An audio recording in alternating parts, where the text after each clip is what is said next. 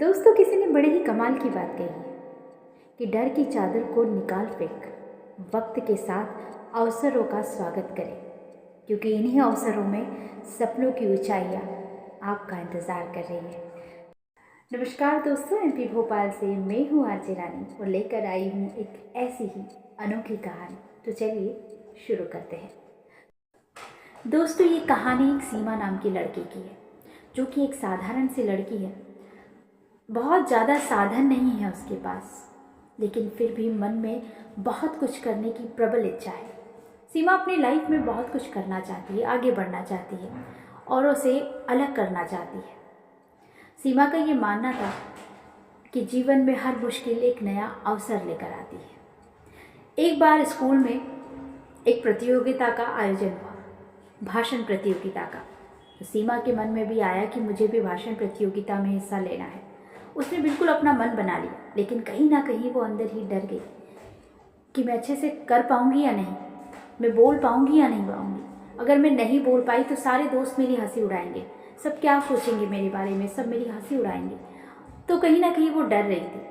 और जब बात स्कूल में पता चली तो कुछ दोस्त उसकी हंसी भी उड़ाने लगे और कुछ दोस्तों ने उसको सहयोग भी किया।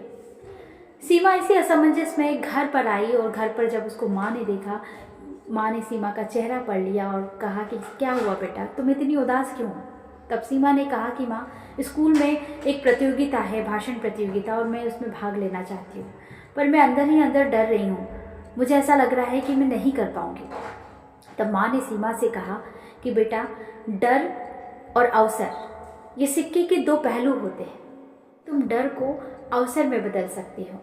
ये तुम्हारे हाथ में है कि तुमको डर कर हारना है या फिर उस डर को अवसर में बदलना है। सीमा को अपनी माँ की कही हुई बात बहुत अच्छे से समझ में आ गई। उसने फैसला किया कि मुझे स्कूल में भाषण प्रतियोगिता में भाग लेना ही लेना है, फिर चाहे जो भी हो। अगर मैं भूल भी गई तो कोई बात नहीं, लेकिन मुझे आगे बढ़ना है। ये मेरी सफलता के लिए पहली सीढ़ी होगी।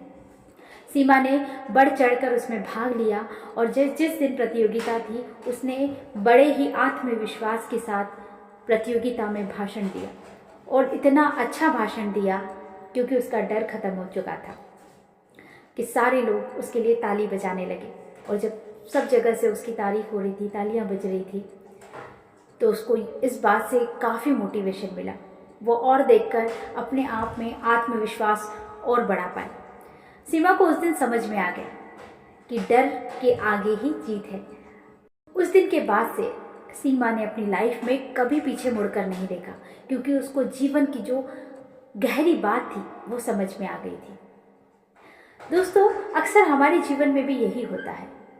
हम कई बार इसी असमंजस में रहते हैं कि अगर ऐसा हो गया तो क्या होगा। हम आगे बढ़ते ही नहीं, लेकिन हमें आगे बढ़ना चाहिए। हमें अपने डर को हराना चाहिए। जो डर है उसको ताकत बनाना चाहिए, डर को अवसर में बदलना चाहिए, सीमा की तरह। क्या आपके साथ भी लाइफ में इस तरह से होता है? तो आप मुझे कमेंट करिएगा। डर को पहचानने और डर को जीतने से ही सफलता हासिल होती है।